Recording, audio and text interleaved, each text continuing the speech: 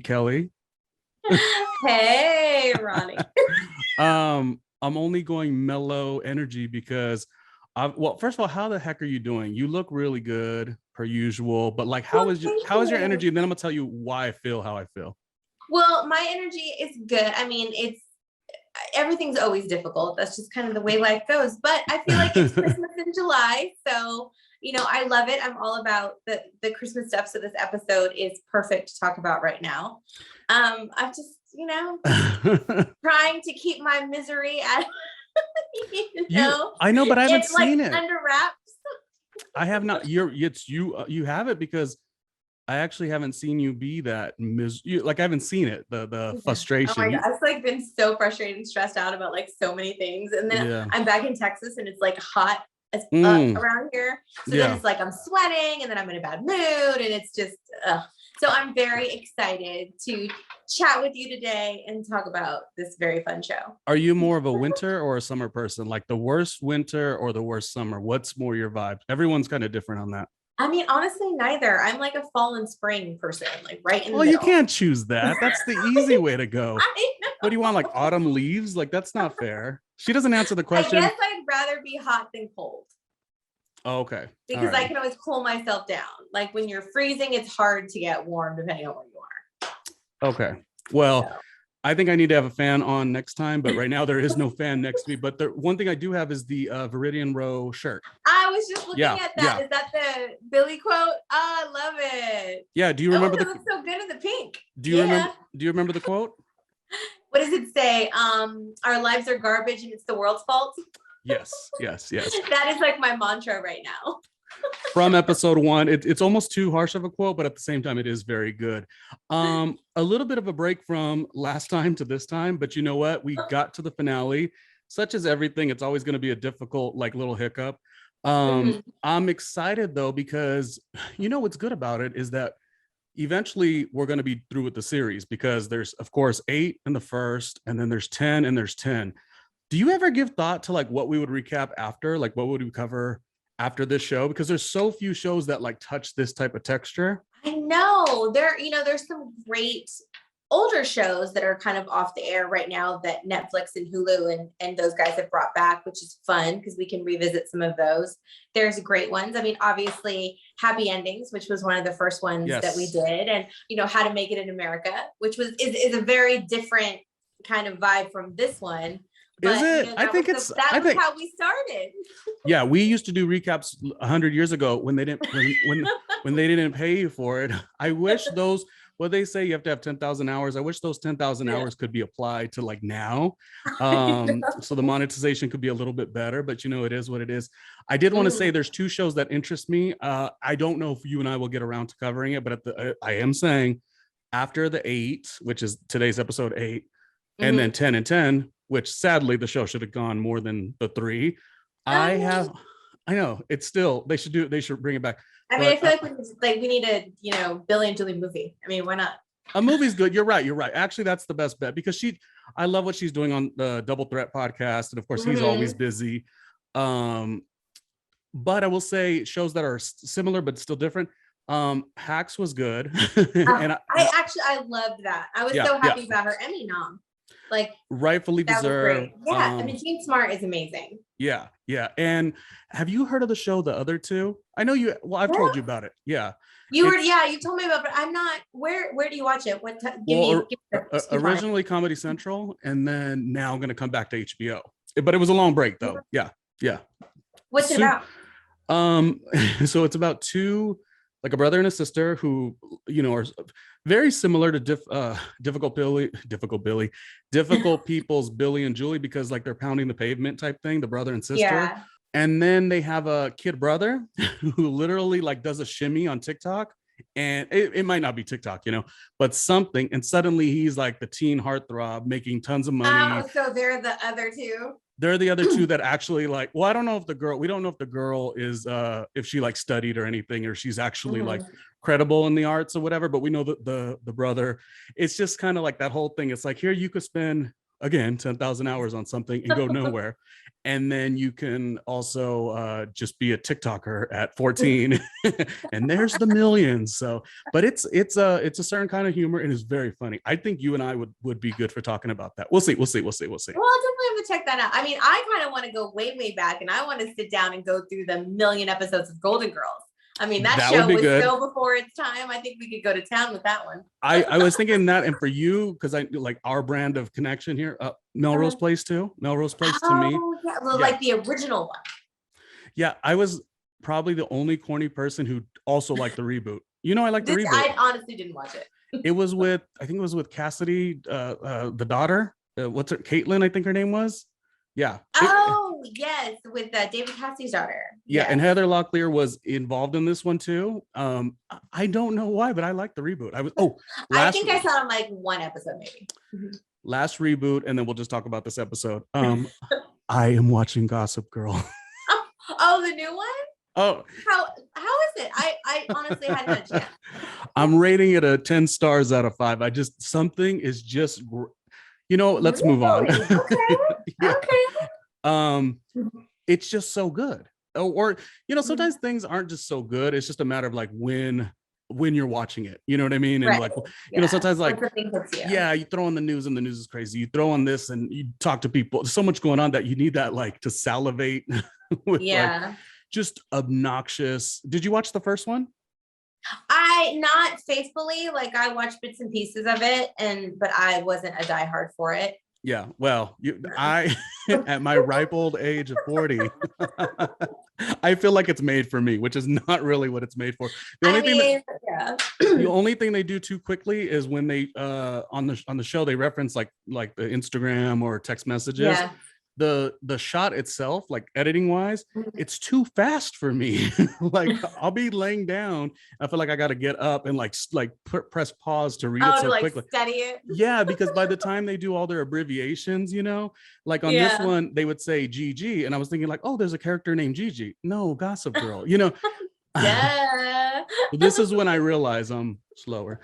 Anyways, take us away with this episode. I feel like I sing Julie's being bitter on Christmas, like that tone just runs through my head sometimes. I mean, it's Christmas in July. This is the difficult Christmas. I love it. Everything about this episode is very relatable to me personally. I mean, these characters that we know and love thus far are still struggling to, launch their comedy career. And right now, the biggest obstacle they have is trying to make ends meet. Like the restaurant's slow, Billy's having, a hard time with tips, and Julia obviously doesn't work. And, her recaps, are all on hiatus. So there's not much going on there. And we know better than anyone. They don't pay very much to begin with. So right. I like the way that you started by saying the only thing that's hard for them is the money. Kelly, I hate to tell it to you, but money sometimes is the number one problem. No, it is. And it's interesting because like with the things I was a hardcore publicist for a long time. I had a big career, all that stuff. And I haven't done that in a while now. And I really don't want to. And life has really, really changed. Mm-hmm. So it's like watching this right now and seeing that struggle is really, kind of hitting me because of that, because, and it's a choice, right? So as she talks about this lifestyle that she's chosen, because now she has to ask her mom for money, and who loves doing that? Like there's always strings attached to everything, Well, I mean, not only that, I think lean on someone. Leaning on, and just like the culmination of this is what I like about this episode is the culmination of like, and I always have a struggle with this too. I always feel like things are going to go bad. You deal with it, right? Right. And things will be good and happy. That's fine too. But when you have to be happy and chipper when things are going difficult, to me is like that weird duality. And that's the part that I relate, I think, the most is like, it's the holiday season. Therefore she's supposed to be more grateful and more thankful. and it's like, but she's drowning, and the only way to get out of it is dealing with Marilyn, which Marilyn is the perfect person to push and pull. Anytime we could see their relationship grow, I enjoy. Another thing that I do enjoy, aside from seeing how obnoxious they were at craft services, like that was the greatest. That was like my favorite part. I was just gonna say it gave me flashbacks to like back in the day when we were like living off of like Kiss FM coupons and gas cards. Yes. You know? Kelly, of course, referencing to when we did radio, but like also when I was in New York initially, and then once I got into some television production, not a lot, but a little. But I will tell you what I will tell you is every time I worked a production, mostly like commercials and stuff, there'd always be all these things left over from benches to chairs or whatever, and that stuff will go to waste or whatever, and it would never go to waste because it was helping furnish like my little situation. So the idea of having Beach House furnished my first LA apartment. You see what I'm saying? Yeah, that's what I'm saying. And you're not the only one. Our friend Chris Morrison, I remember him too. He had he had the whole situation. So that is reminiscent of just being like, oh, there's nothing out there, but then you could at least have that stuff. Like you're grabbing for it. Yeah. They said F de Blasio, which was funny. and then they but were they also, like his wife though. Yes. But then they were reaching for like something to make them happy. And for Billy and Julie, their happiness is resulted in and this is the worst. Speaking of obnoxious, this is the worst. I mean, as if it's like, I mean, I'm sure maybe it was cool at one point, but the Santa Con, I mean, it's as if like, it's just. Should I send you my pictures from Santa Con? How did you participate? How, where, and when? Oh, so you don't think it's corny? I mean, it is a little. It is not. No, it is. I did it like a million years ago. I think for like my 28th birthday or something. My birthday's in December, so there's not really a lot going on. But are you? You're a Sagittarius, I did it in LA. Right? I am Sagittarius, yeah, and I am Sagittarius like through and through. I was gonna say wicked. She's a wicked one. Yep. But they had it in LA, and so a group of friends and I, like, we did the whole thing, and we did it for a day, and it was as obnoxious as it looks. But drunk Santas everywhere was pretty freaking funny. Yeah, and by the end of the night, but if like for a week, I don't understand SantaCon for a week. Like if that one day was good enough. I mean, we did it from the morning until the night. Well, the morning until the morning. Yeah, at a certain age, you like get yourself together. I'm not in college. Like, what is happening? So the fact that they got to laugh at that dummy, that made me very happy. Yes. And I was already into this episode. This one is really one of my favorites, but it just has a lot to pull from. It was a good finale. Yeah. Yeah, no, it really does. And I like the Secret Santa.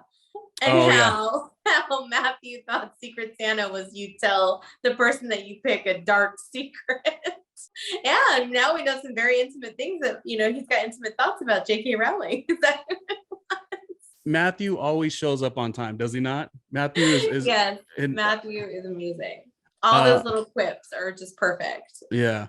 It also sets the tone of the energy of, like you had said earlier, like Billy not really having a lot of work at this time or things slowing down. So it kind of sets that energy as well. It's kind of like like in August, like the city clears out sometimes. And then also like during the holidays, I think those scenes were to kind of showcase that.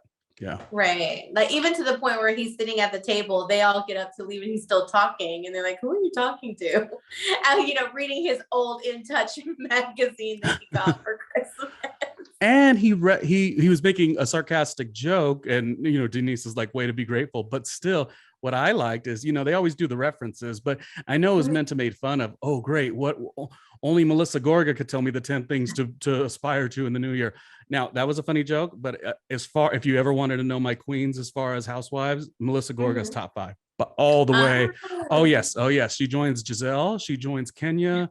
Sonia Morgan. I can't even with Kenya right now. Let me just take a pause and tell you.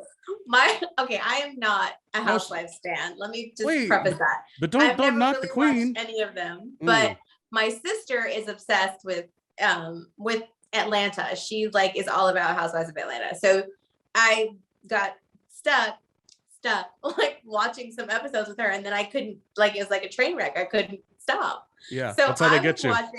I was watching some old ones where Kenya's wanted to get married real bad and her boyfriend was like not having it, but then he was like a fake boyfriend or something. And then she was messing around with Phaedra's husband who went to prison and like whatever. Like I can't even. No.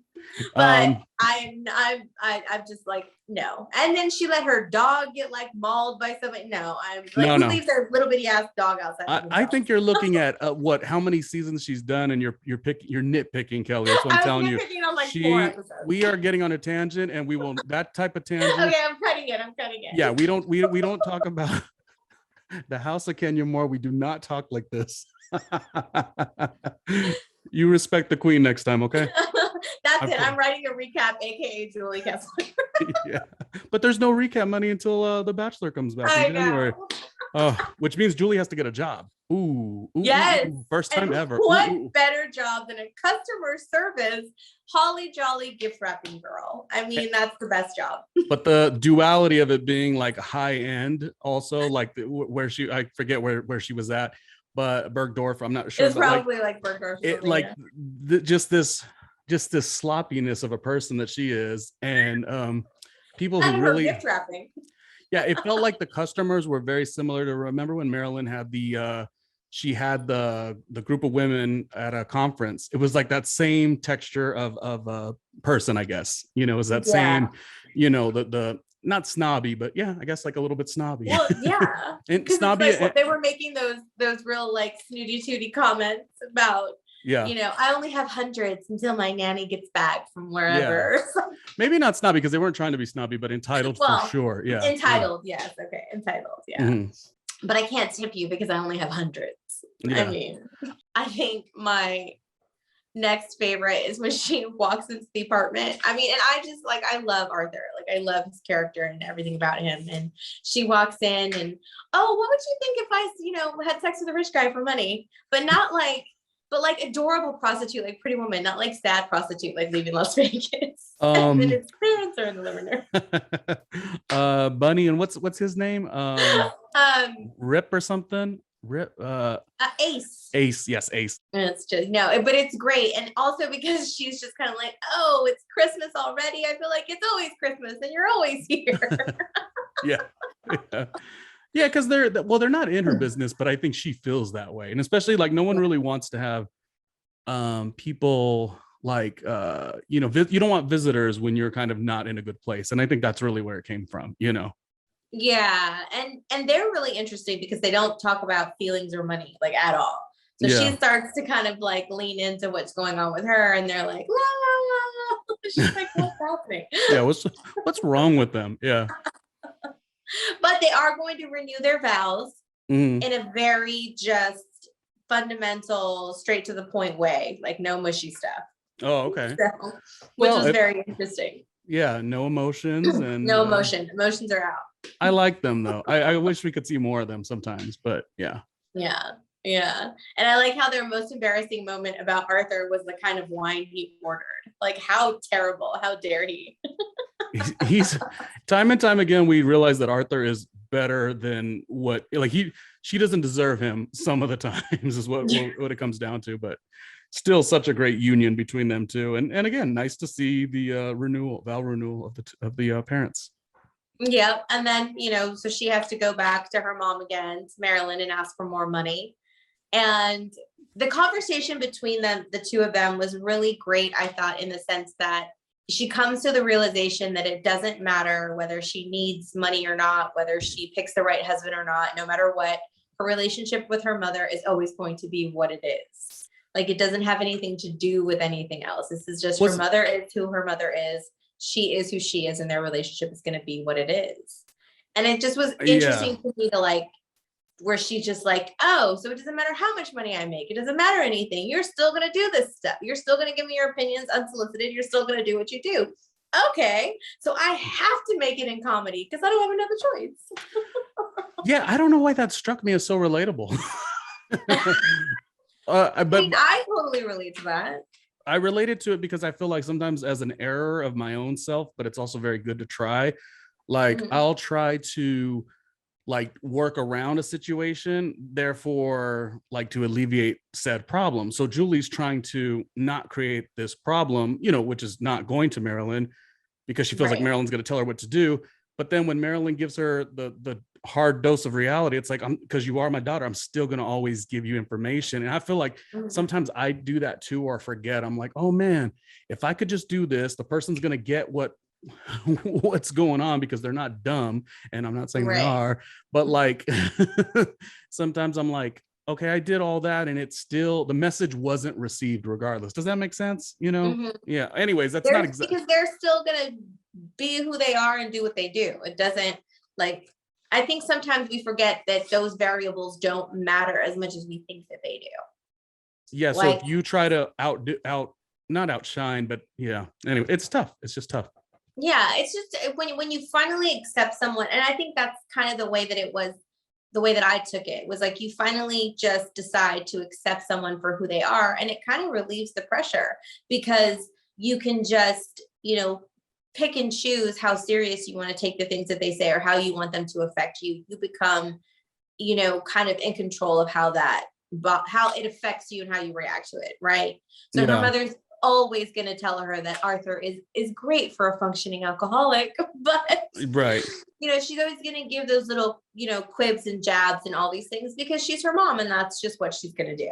Do you think it intensifies because the mom is a therapist? Like, do you think that adds to? I think everybody's mom thinks they're a therapist. I mean, yeah. No, but I get what you're saying. And I think that it could.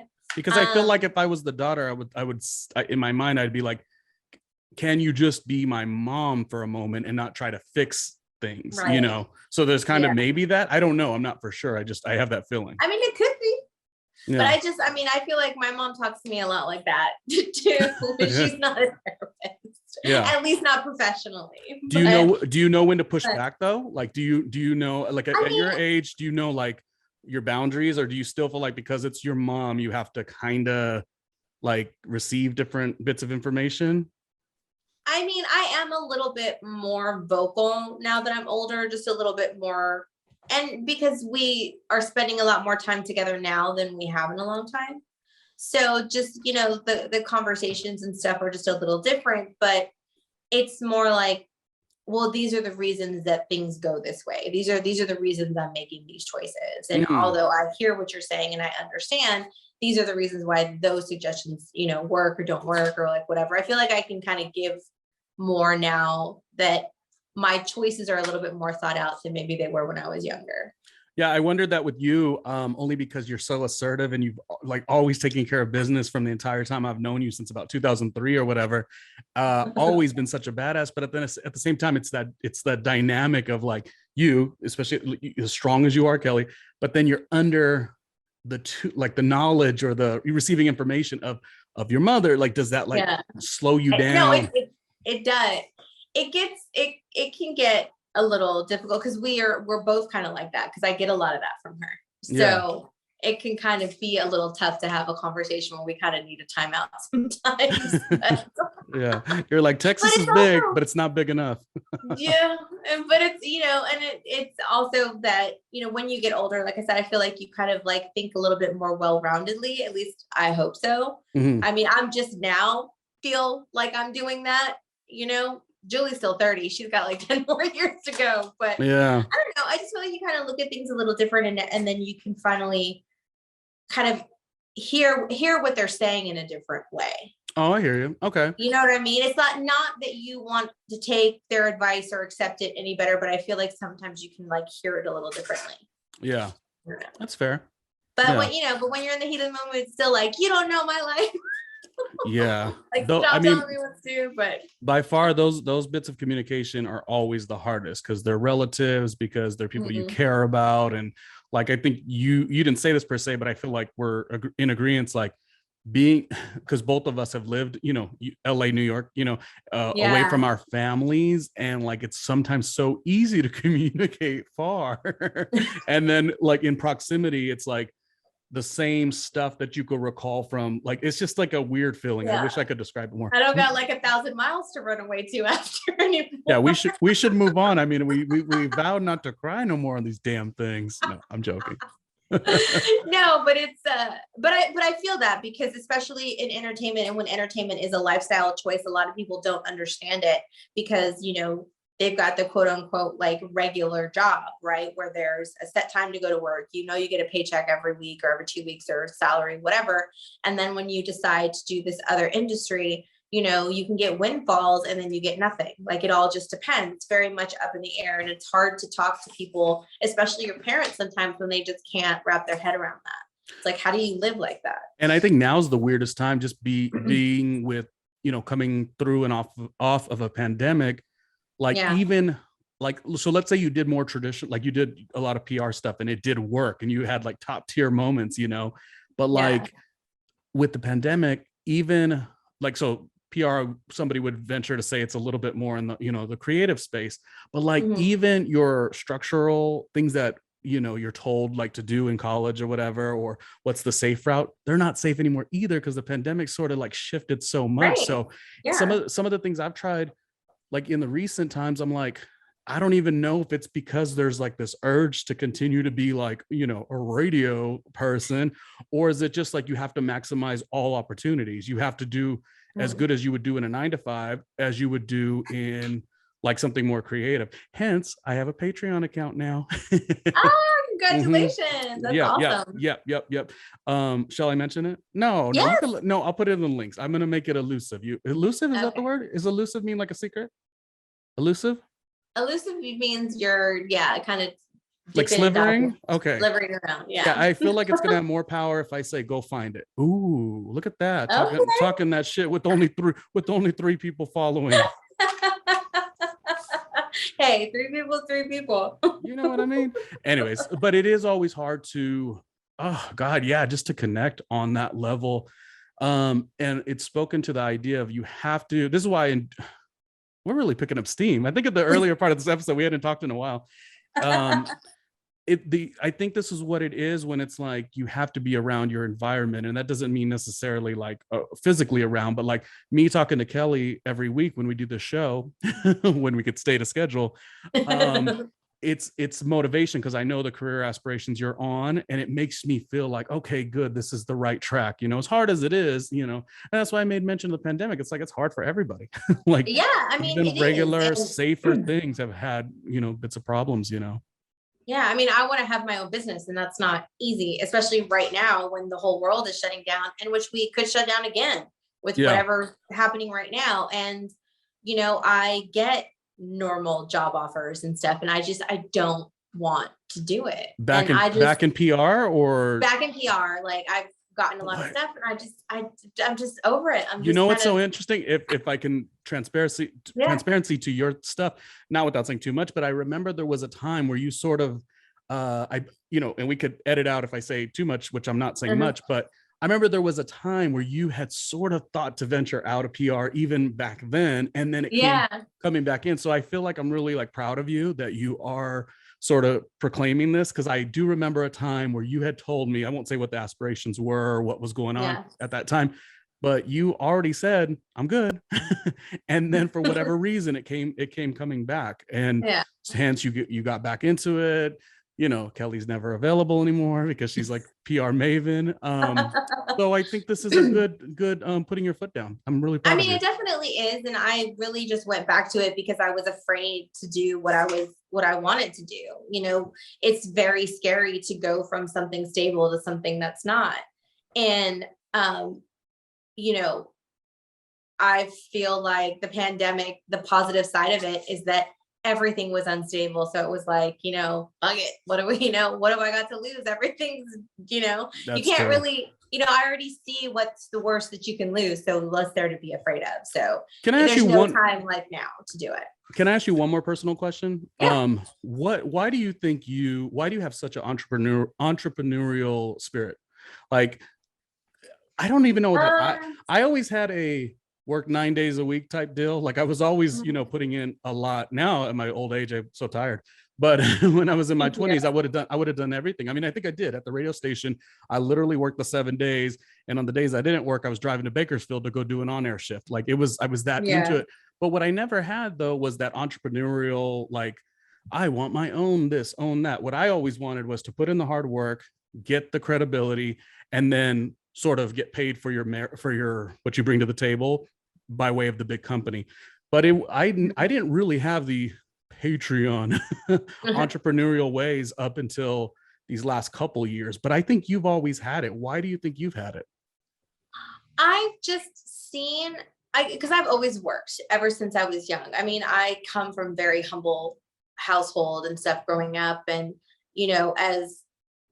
as simple as I think when I really started making like real money, I remember it was pretty amazing to me to be able to, as simple as this is, a thing a lot of people take for granted, was like going to the grocery store and not worrying about what anything costs and just getting what I needed. Like yeah. I stopped and thought about that because I remember growing up, we couldn't always do that. So, but I watched how hard like my parents worked and how hard like my other family members worked and how everybody did. And there really wasn't that much to show at the end. And, even in the first few jobs I had and working, with these companies, you realize like, you're just a work person to them. Like it's not a personal thing. You work so hard for so long, and very few companies actually show appreciation for that. It just depends on where you are. But I work for so many companies that got bought and sold and going throughout this. So you're just disposable. Wow. Because that's just kind of how it is, and it's not anything bad on that, it's whole, the business is business. Right. Yeah. And I just thought about it and I said, I'm tired of breaking my back for someone else. Like I want to do that for me. We have good ideas. It's hard. I already know how to build a business. I've been building it for other people. So I like that. Take that forward for me. I like that. That's good career advice too. I mean, that's really what it is. It's just like, I always worked so hard, and I was always like the one that would come in at all hours and stay late. And I mean, I would work, 18, 19, 20-hour days. And it just never really appreciated when it came down to it. It's just kind of like, oh, that's what you're supposed to do. Well, as I said, when we knew each other in 2003, when I was much more spry, it was like working 9 days a week. I always say 9, not 7, because we really did that much.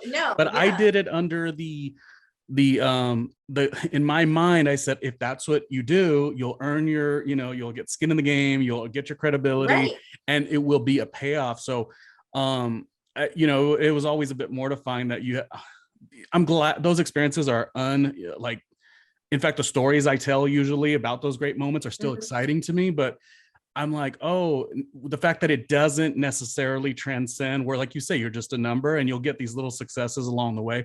It is a bit more thrilling now, like turning into more of the independent route, because like every compliment I get, this is similar to what you said, every compliment I'll get recently in the last year, I'll usually say, oh, well, thank you, but this is all what I used to do at this company, and this is all what I used to do at this company. Meaning, but it's showing your talent now. Like you don't have to. It's kind of like when I worked for all the companies I worked for, right? My skill is still my skill. Yeah. It doesn't have anything to do with them, and I didn't realize that at first. Like I thought I was nothing without having that name, but I've realized in these last and it's something that I feel like I shouldn't have been so daft to, but it's like I made my presence known for those companies because of me, not because of the brand I was with necessarily. Because even as I'm not there, those relationships are not the same because it was my relationship. Oh yeah. Yeah. And it was personal to me. Yeah. You and the way that I handle. So that's what it is. And that's what you take, is because all those skills that and trust me, I've worked for some amazing places and worked with some amazing people. And, I wouldn't trade that for anything, because I wouldn't be able to finally have the courage and all that to do what I'm doing. But at the same time, it's like, you also have to give yourself the credit you deserve to say, yes, while I learned from so many great people, I also became one. Oh, come on. Right. Look at you dropping quotes. I do think, that's the key. The key is remembering where you fit into the equation, and also things have changed too. Cause again, the old landscape was, you didn't really get to do as much independent stuff. Now there's the direct to consumer situation with so many different things. And the year that I've done some of the independent stuff, it's always been like, oh, wow, that's so cool. That's so cool. That's so cool. I get really nice compliments. Thank you. And I've got 100 miles to go. Trust me. But like, sometimes I just say, well, I used to do this, XYZ. when I worked at American Latino. And then I used to do this when I worked at Complex Media. Right. And I used to do this when I was producing the podcast at VH1. So really all I'm doing is what I had been doing.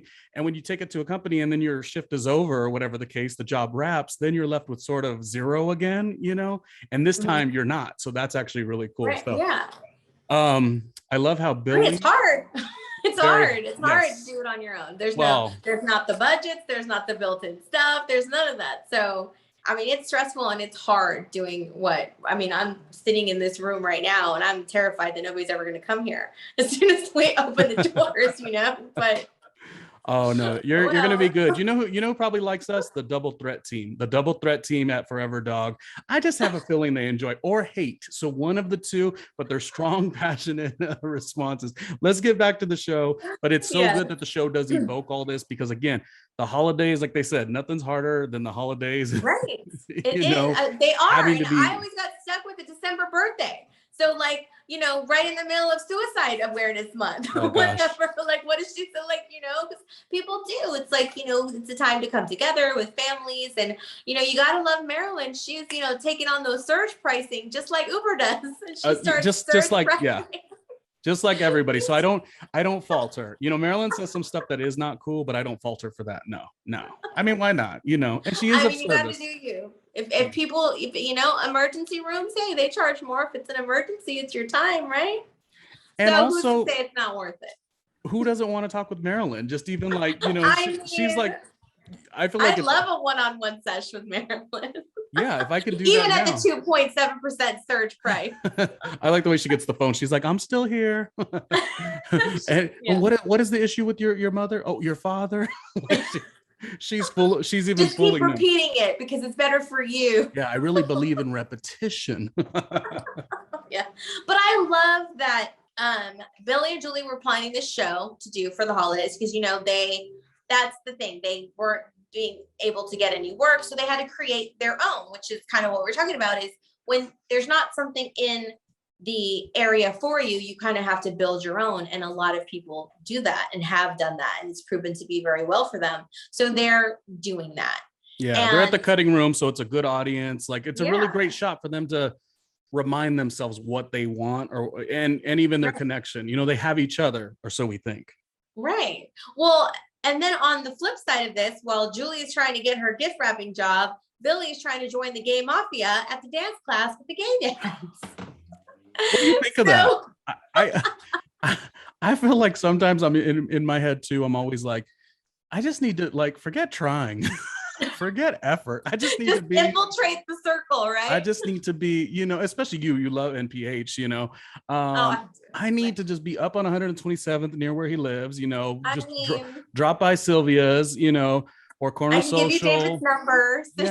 Yeah. And just be amongst the energy and be like, this is my talents. But yes. Well, and that's what Billy was trying to do. So he's supposed to be making some extra money by taking his niece to her Latin classes while his brother and his wife are in Israel. Because why not? Why not? So the awkward daughter, as he calls her, he's taking her to their classes. But instead, now that he's figured out that there's this whole gay dad mafia at the dance class that he can go infiltrate because it's all big names and entertainment. This is now his daughter that he's taking to dance class that he finagles his way, talking about how he lost his lover, he got deported. And so he gets some sympathy from one of the dads that gets him into this 3-year waitlist dance class. Oh, FYI, I really like that actor. He was on Pose also, that actor. The scene itself, yes.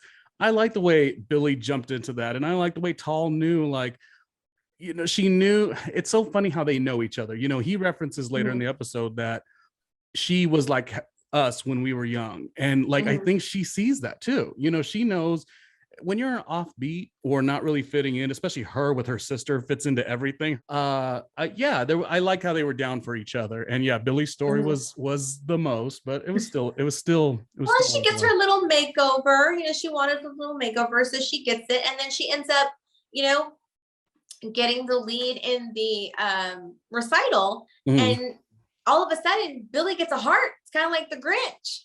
So, Yeah. he starts to feel a little bad because the recital obviously is on the same night as their show night. Because of course it is. Because of course it is. Of course it is.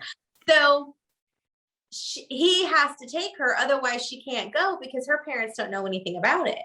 Yeah, because it was their own little thing. Yeah, yep, exactly. Yeah. I like how I do love conscience. Well, but I like how he almost didn't though.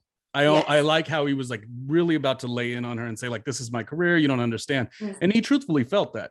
But somewhere's along the line of his conscience, and also he goes back to get his phone. So he hears those little, little biatchy little toddlers. They're not toddlers, but those little girls. Talking smack, and he felt very protective, which was a nice thing to see. As a funny note, I like the way she goes, guess what happened? Neil, well, I forget what the daughter's name, but NPH's daughter, she got food poisoning. And Billy goes, that is great. But it was in reference of her trying to. But I like how they called her. I think her name is Harper, and it's like Harper Patrick Thomas or Patrick Harris. Like her name is still Patrick Harris. Oh, sorry. See, one thing we don't do is we don't talk about and NPH as a joke. Sorry, no, I'm kidding. And it was also really good because I think that it led us to believe that Tal might have maybe a future in wanting to perform. Maybe she has an interest. She wasn't that good, but that doesn't mean you're gonna stop either. So but they saw something in her, obviously, to give her that lead. Hopefully it wasn't just to make fun of her, but one has to wonder. But I guarantee, yes, a situation like that is how you have to get casted at this point. You have to be in the mix, and I don't know, maybe not. Maybe you just gotta be cute. Billy gave her a tape that she was supposed to give because Ryan Murphy's kid was in the class. Yeah. And so he's thinking that she passed along his audition tape because he's doing a new American Horror Story spinoff that's like American Comedy Show or something. Yeah. And because of course it is. And so he's thinking that he's got, he's in the running for this show because, Tal kind of hooked him up. Yeah. But it was good. I mean, they were there for each other. Like I said, we see growth. We see a couple things. We see that, of course, unfortunately, Billy has to tell Julie they can't do the show together. But I think that's even, I mean, I hate to say it, but I think that was even good for her. I liked everything about her performance. Again, I sing that song quite a bit. I don't know why. Well, I'm glad she actually decided to do it because she was going to cancel it. I mean, another thing that I love about their relationship is also, although she was bummed, she understood and she didn't hold it against him. Yeah. But I like that when she had that realization from her mother that, you're going to be who you're going to be. It doesn't matter what I'm going to do. You know what? I've got to make it. I'm going to go and do this show on my own. And her mom even bought her a dress. I was going to say, I love the way her mom showed up for her. So like with Marilyn, it's sometimes I'm going to speak and give you my opinion, or sometimes I'm going to, maybe give her some money to help her out. But just showing up sometimes is valuable. And I think that's what Julie saw. And I thought she did great. I was a little disappointed that Marilyn, because she was surge pricing her patience, she missed it, but it was a good moment for Julie. And like I said, I love the finale. When I watched this, when it originally aired back in 2015, I kind of was like, oh, I don't know if they're going to get another season. Not because it was a terrible show. I loved the show, but sometimes shows that I love don't make it. Yeah. So I was like, oh, that's a good ending, So I was just glad to see it go out that way. And, you have this great moment of them sitting together in his tiny apartment. And I do reference this quite a bit. I don't know how you feel about this, but like sometimes I feel like less is more, which, obviously I say that as somebody who's lived in a studio apartment a couple times, but I think sometimes it's not about the size of the situation, unless we're talking about something else. NPH. What's Dirty Birdie? What's going on? What is happening? Ring it back. But it's just the camaraderie. It's like they didn't have, I guess what I'm trying to say is I try to reference this a lot, that sometimes you don't need a lot to be fulfilled. Right. Can you take it away and say what I'm trying to say? Yes, and you don't. Sometimes it's not about what you have, but it's about who you have to share it with and who, can be there to kind of enjoy those moments with you. Well, you understand what I'm saying, right? Because even when you were in LA, you had a variety of places that you stayed. Some of them were tremendous, But can't you also agree that sometimes the smaller, the maybe not as appealing situations are still good if you're fulfilled correctly? You know what I mean?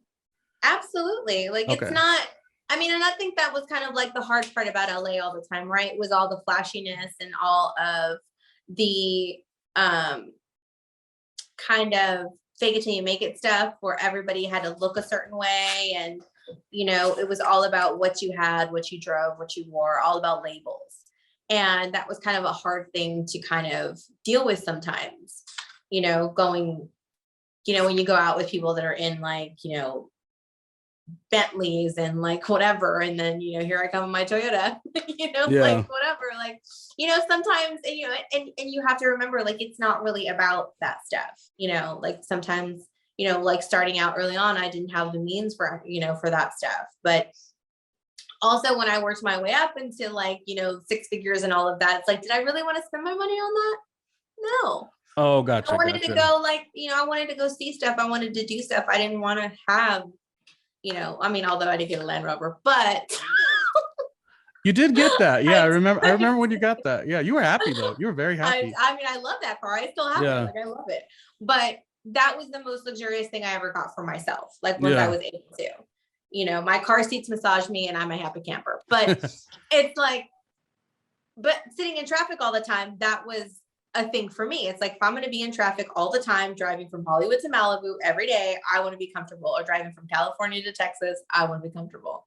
Yeah, So, that traffic is to me beyond the worst. I guess I'm getting at the point of one person can't tell another person how money would suffice them. You know what I mean? Like I've you know, I feel like a lot of people like they need to have their big yard, this, that, and the other. I'm much more like I could probably live in a studio I've lived in a studio uptown in Harlem for a while. And then I was also in Bushwick and Ridgewood. And then I've lived in Studio City in LA and other places, but like, I don't need a lot in terms of that, but then maybe elsewhere, my money would rather go for travel, or like a car wouldn't mean much to me because I don't like driving to begin with. So, but it also just, like, it all depends, right? Because like, you know, I never wanted to buy a house. That was never something I ever wanted to invest in because I never wanted to put myself in one place. I always wanted to be able to move around. So I never had the aspiration to do that, which is why I got a more expensive car. Because it's like, I'm gonna move around and I'm gonna bring my dogs with me. Like, that's just what I do. But now that my situation has changed and things are a little bit more, I'm looking at like lots with like 2 and 3 acres. Like, I want to have stuff. I want to build stuff. Like, I want to have room for my dogs to run around. Like, I want to, you know, be comfortable at home. I want to make myself a little away. I don't think that's, and it all just depends. Like, it just all depends on your situation. But you're right. But at the end of the day, like, you're right. Money, it's not about money. It's about, you know, having someplace comfortable and cozy and spending it with people you want to be around. Yeah. And I wasn't shaking my head for what you were saying. I was shaking my head because I was saying that for each, it's different for others. Like for me, I literally, if I could do something more lavish, I don't know that it would be a gigantic, you know, bunch of acres. I'm just like, you could put me in a small space, but put me in a high rise and call it a day. Like, I'm so I'm so and I used simple. to be the same. You know, give me a rooftop and like something, but it's like with your situation, you know, as things change. I mean, who knows when you might find like the one that, right. You know, so you're like telling everything me could change. You never know. Situations change. You're telling me when I link with a billionaire, then I can have more than one choice, is what you're saying. Then you can have little studio high rises everywhere. All the yard, all the high rises. Okay, I'm done. I'm good. I think we learned a lot from this episode, the season finale. So good. You don't have to be miserable all the time. Yeah, that's what she taught us, right? That is exactly what she taught us. Because you never know when a drunk Santa's going to hit a pole. Yes. Or end up I think one ended up in his apartment too. So that Santa Con is drunk in the bathtub. Clearly a problem. Like, terrible. Yeah. Terrible. Ugh. But it was a great season. It was a great show. I feel like, you know, there was a lot of growth that kind of happened for the two of them, just really kind of coming into what they want to do. And I love that Tall submitted herself and did not submit Billy, and she got cast. Get it, girl. Yeah. You know, she's a hustler too. And that's what he realized. She is us. They see a lot of each other in them. Like, they see themselves in each other for sure. Yeah. Yeah. So that was great. Couldn't end better. So This leads to season 2. Like I said, when I Yes. first watched this, I was very worried. I was like, oh, it won't get a season 2, just because I don't know, it felt very niche to a degree, but like I was Mhm. so glad, and I can't live without those episodes in season 2 and even season 3. And I always often think it should have had at least 2 more seasons, but it is what it is. We've enjoyed doing 1 full season, and I'm wearing the shirt from Viridian Row. I love So it. Yes. eat it, eat it up, drink it up, do whatever. And Kellie, thank you very much. Yes, thank you. And I'm so excited to start the new season. Yay.